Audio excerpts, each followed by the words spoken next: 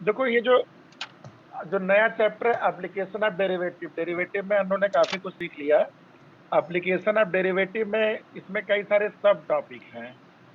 तो मैं एक बार लिस्ट कर दे रहा हूँ, फिर हम लोग एक एक करके एक एक टॉपिक में जाएंगे। सबसे पहला क्या है, जो आपका टॉपिक है rate of change of quantities. इसमें क्या चीज होता है, रियल लाइफ में कोई भी चीज किस रेट से चेंज हो रही है।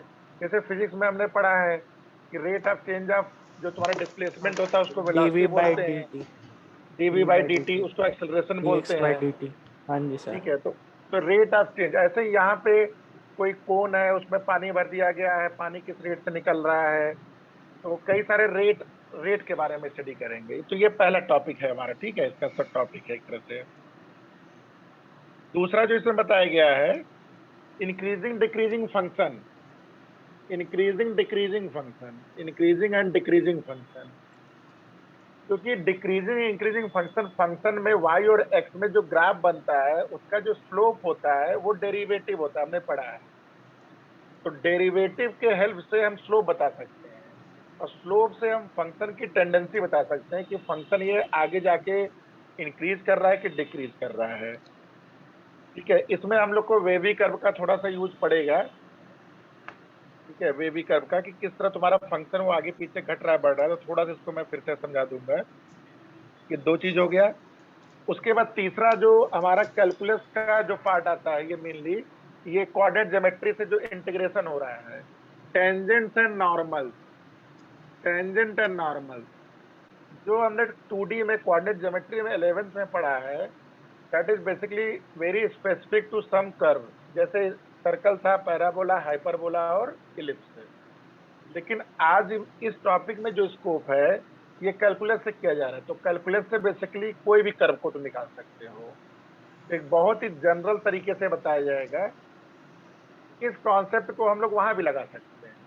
इस कॉन्सेप्ट से हम लोग 2D को फिर से रिविजिट कर सकते हैं, तो सारे फॉर्मूले बहुत इजीली डराइव हो जाएंगे, क्योंकि ये किसी भी कर्व के लिए आप निकाल सकते हो। ये तीसरा सब सब टॉपिक हो गया। उसके बाद 6.3 हो गया ये। जो नेक्स्ट टॉपिक है आपका अप्रोक्सीमेशन, नेक्स्ट टॉपिक आपका अप्रोक्सीमेशन है।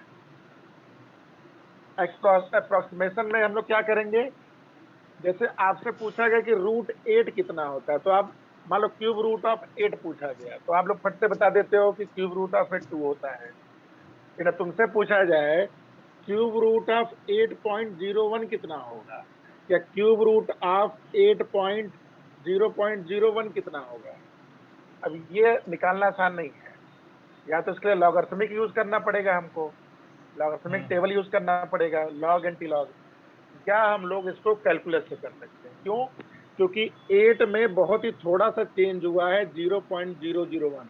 इसी को हम लोग डीएक्स चेंज मान लेते हैं, एक्स में डीएक्स। ठीक है, तो इसमें कैलकुलस पढ़ेंगे हम लोग। फोर्थ हो गया। इसके बाद जो लास्ट टॉपिक है मैक्सिमा एंड मिनिमा, फिफ्थ वाला जो टॉपिक है मैक्सिमा एंड मिनिमा। एनसीईआरटी का जो ये चैप्टर है ये अपने आप में सफिशियंट है जेई मेन तक। ठीक है, तो इसमें मैक्सिमम मिनिमा बहुत ही डिटेल में इसका मिसलेनियस से बहुत ही जबरदस्त दिया गया है, बहुत ही अच्छे अच्छे क्वेश्चंस हैं। तो ये चैप्टर अपने आप में बहुत सफिशियंट चैप्टर है एनसीईआरटी। अगर एनसीईआरटी आपने थॉरोली कर लिया एग्जाम्पल और सारे क्वेश्चन, तो आपका लेवल बहुत अच्छा हो जाएगा इसमें। ठीक है, तो let's start with the first one, rate of change of quantity. ठीक है, देखो अभी तक हम लोग फंक्शन में क्या पढ़ते थे कि y is equal to f x, हम लोग यही पढ़ते थे, y is equal to f x. एक ग्राफ बनाते थे, ये x हो गया, ये y हो गया। x हमारा क्या हो जाता है, इंडिपेंडेंट वेरिएबल, इंडिपेंडेंटली मूव करता है, और y इस पे सर ये डिपेंडेंट क्या होता आपने वो अभी रेट ऑफ चेंज शुरू करा दिया? है। हाँ, ये पहला वाला रेट लिख लो, पहला लिख लो, rate of change of quantities.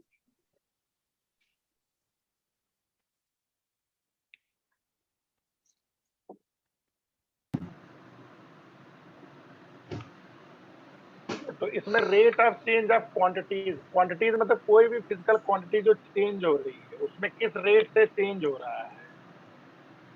Mathematically हम लोग वाई और एक्स बोलते थे, एक्स चेंज हो रहा है और वाई उस पर डिपेंडेंट है, एक्स इंडिपेंडेंट, वाई आपका डिपेंडेंट हो गया।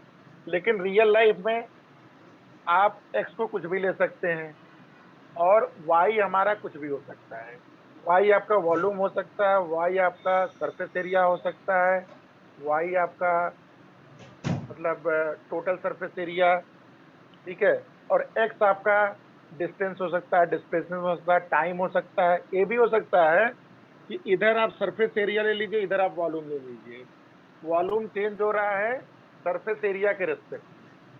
तो मैथमेटिकली बेसिकली वाई एक्स लेते हैं, लेकिन हम लोग रियल लाइफ में जो भी क्वेश्चन डिजाइन किया जाएगा उसके हिसाब से हम लोग वाई और एक्स को एज्यूम करेंगे, ठीक है। D y by d s का क्या मतलब होता है? D y by d s का क्या मतलब होता है कि y is changing with respect to x। dx जब x में स्लाइड चेंज dx का हो रहा है तो y में स्लाइड चेंज dy हो रहा है। तो dy by ds is nothing but rate of change of y with respect to x। और कई बार हम लोग विथ रिस्पेक्ट टू वर्ड नहीं लगाते हैं, केवल rate of change of y बोलते हैं। अगर rate of change of y केवल बोलते हैं इसका क्या मतलब हुआ? नॉर्मली ये टाइम के रिस्पेक्ट में होता है। जैसे rate of change of volume, अगर इतना सेंटेंस लिखा है तो ये क्या बता रहा है? इसका मतलब ये volume d v by d t की बात कर रहा है। Rate of change of volume with respect to radius, इसका मतलब ये डीवी बाई डी आर की बात कर रहा है, ठीक है। तो जब तक विथ रिस्पेक्ट टू नहीं लिखा रहेगा तो इसका मतलब टाइम की बात कर रहा है ज्यादातर क्वेश्चन में। तो कॉन्सेप्चुअली कुछ ज्यादा नहीं, बाकी सब डिफरेंशिएशन का यूज होगा। तो इसको प्रैक्टिकल प्रॉब्लम देखते हैं। जैसे क्वेश्चन नंबर 1 देखा जाए, एक मिनट। देखो पहला question, and the rate of change of area itself. हाँ, तो सबसे पहले जैसे y इक्वल टू एफ का कोई फंक्शन होता है तो ऐसे एक फंक्शन बनाना पड़ेगा, हमेशा एक फंक्शन को बनाना पड़ेगा अपने क्वेश्चंस में। तो यहाँ पे वो क्या बोल रहा है? Find the rate of change of area with respect to it radius. With respect to आ गया यहाँ पे, एरिया चेंज हो रहा है किसके रिस्पेक्ट में? आर के रेडियस में। Radius. हाँ, तो बेसिकली आपसे क्या बोल रहा है? D a by d r की बात कर रहा है ये, rate of change of area with respect to radius. तो ये pi चीज r square निकालने को के लिए डिफरेंशिएट कर देंगे r के तो सबसे रिस्पेक्ट पहले से. एक फॉर्मूला चाहिए जो आपका ए और आर में रिलेशन बताता हो। तो बहुत सिंपल केस है ये, समझ में आ रहा होगा। एरिया हमारा क्या हो गया? pi r square. Pi r square. Two r simply इसको डिफ्रेंशिएट कर दो with respect to are.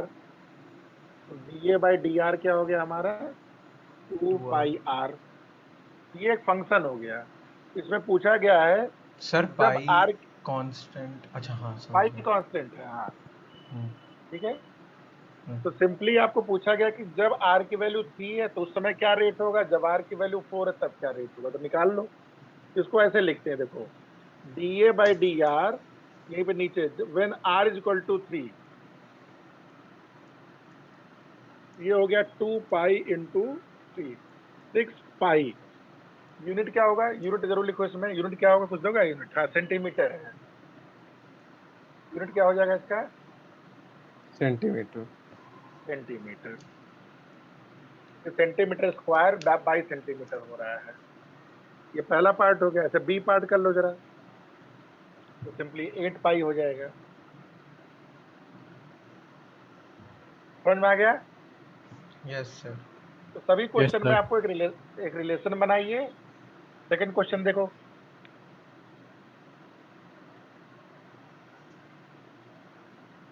Volume of a cube is increasing at the rate of 8 centimetre cube per second. Volume of cube is increasing at the rate,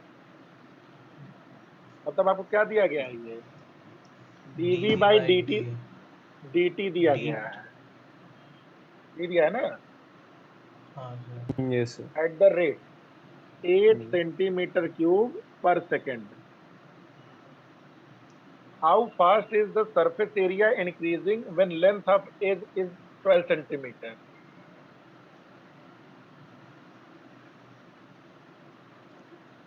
sir तो एक cube को surface area, differentiate कर देंगे बस. हाँ, किसको किसको DA/dt निकालना है ना? हाँ आपको सरफेस एरिया है ये, मतलब 3D का सरफेस एरिया ऐसे बोलो तो अच्छा। ds बाई dt निकालना है आपको। किस रेट से आपका सरफेस एरिया चेंज हो रहा है भाई? अगर वॉल्यूम चेंज होगा, बढ़ता जाएगा, तो उसका सरफेस एरिया भी चेंज होगा। तो सबसे पहले आपको एक रिलेशन सर निकालना 8 नहीं पड़ेगा। 9 है। हाँ, नहीं नहीं, है? 8 है। 9 है। 8 दे रखा है। 9 है ना? 8 दे रखा है। मेरे में 8 9 है। दिया है, कुछ लोग मैंने हो सकता 9 मेरे दिया में हो। भी ठीक है, 8 9 कुछ भी रहे। एज लेंथ 12 दे रखी है। Edge length 12 centimetre.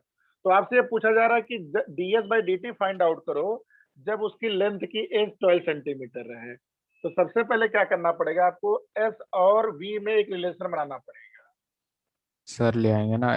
वो ए क्यूब, मतलब क्यूब में ए क्यूब होता है वॉल्यूम, और 6a² हाँ, होता है वो तो वॉल्यूम होता सरफेस है a एरिया। क्यूब और s होता है आपका 6a²। 6a²। चाहो तो रिलेशन बनाओ, चाहो तो बिना बनाए भी कर सकते हो, अगर समझ में आ रहा है तो। बिना रिलेशन। बनाए, बिना रिलेशन बनाए कैसे कर सकते हो? देखो dv बाई dt दिया है, तो अगर वॉल्यूम चेंज होगा तो ऑब्वियसली साइड चेंज होगा। हाँ सर। तो मान लो कि यहाँ पे आप इसको डिफ्रेंशिएट कर दो टाइम के रेस्पेक्ट में, तो क्या आ जाएगा ये L दिया है एक्चुअली। 3l²। हाँ, तो dv बाई dt क्या हो जाएगा आपका? 3l² dl by dt। ये चीज आपको गिवन है, इससे आप ये निकाल लोगे और यहाँ फिर से डिफ्रेंशिएट कर दो। ds बाई dt क्या हो जाएगा? 6 into 2l into dl by dt। ये जो dl बाई dt निकला वो यहाँ पुट कर दो, उससे क्या हो जाएगा? ds बाई dt आपका ds बाई पूरे। dt आ जाएगा। समझ में आया सबको? हाँ यस। सर। सर ठीक है, निकाल लो आंसर। बाद में एल की वैल्यू लेकिन इसका 12 से। मतलब क्या है? मतलब बता हाउ क्या रहा है फास्ट, ये? देखो ये नहीं बता ये रहा है कि वॉल्यूम इसका चेंज हो रहा है। एक क्यूब जिसका वॉल्यूम बढ़ते जा रहा है, तो बढ़ कैसे सकता है कोई चीज? मतलब ऑब्वियसली इसकी साइड बढ़ रही होगी।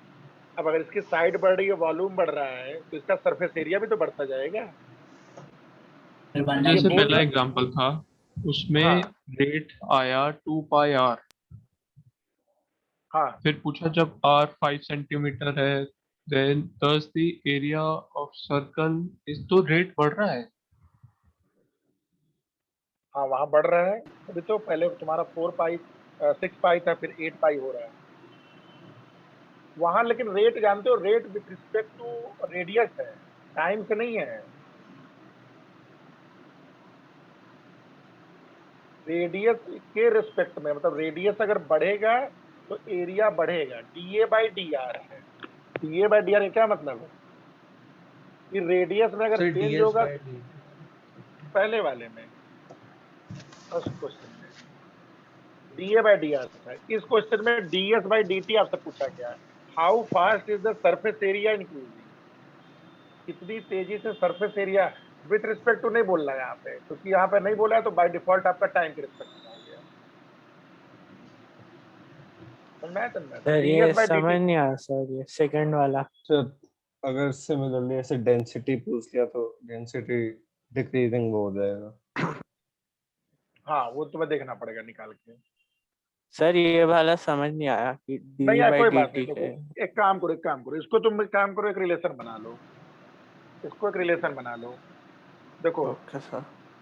एल की वैल्यू क्या हो जाएगी? वी की पावर 1/3। और हाँ यहाँ जी से एल सर। की वैल्यू क्या हो जाएगी? s/6 की पावर 1/2। इसका मतलब v की पावर 1/3 किसके बराबर हो गया? s/6 की पावर 1/2।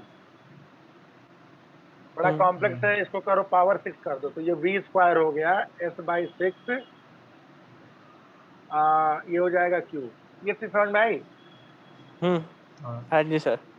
ये ऐसे ही हो गया जैसे y इज इक्वल टू, या ऐसे इसको लिख लो, v इज इक्वल टू क्या हो गया? s/6 की पावर 3/2।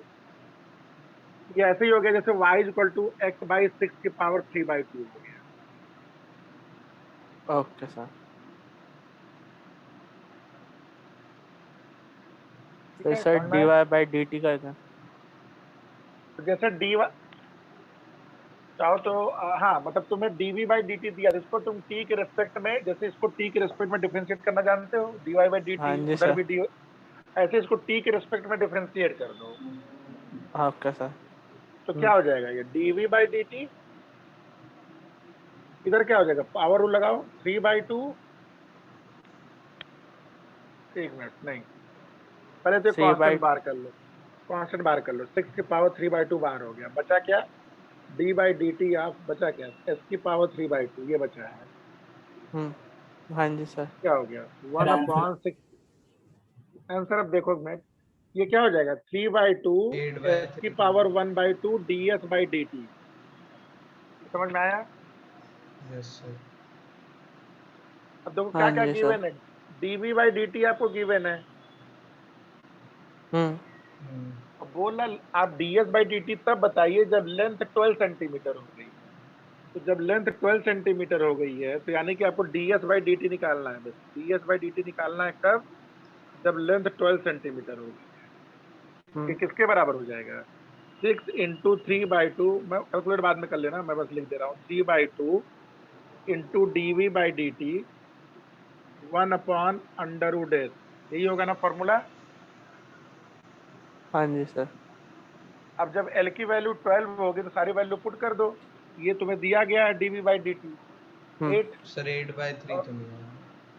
और रूट एस की वैल्यू क्या होगी, एस क्या हो जाएगा, सरफेस एरिया कितना होता है, जब 12 आपकी साइड हो चुकी है तो सरफेस एरिया कितना हो जाएगा, 6 इंटू 12 इंटू 12। सर जो पहले वाला मेथड है उसी से कर लेते 12 हैं, तो बाहर आ और थोड़ा जाएगा। इजी भी है, इसी से कर दो जिससे समझ में आ रहा है। लेकिन कैलकुलेशन बहुत ज्यादा हो रही है। कैलकुलेशन ज्यादा नहीं, मैंने लिखा है कुछ, मैंने कट पिट नहीं किया ना, वो लास्ट में मैं करने बोला था। मैं तो उसी से निकल गया था। हाँ, उससे भी आ जाएगा तो रूट एस की वैल्यू रख दो यहाँ पे, ठीक है। तो चाहो तो ओके रिलेशन सर। बना लो, अगर रिलेशन नहीं समझ में आ रहा है तो वैसे ही कर लो जैसे भी समझ में आ रहा है। सर पहले वाले मेथड से आंसर नहीं आ रहा, अजीब आ ऐसा रहा नहीं आ है रहा है? 2/L नहीं। आ रहा है सर, मेरा मेरे तो एक आ बार गया। दिया, एक बार मेरे दिखा दो दिया सर। गया।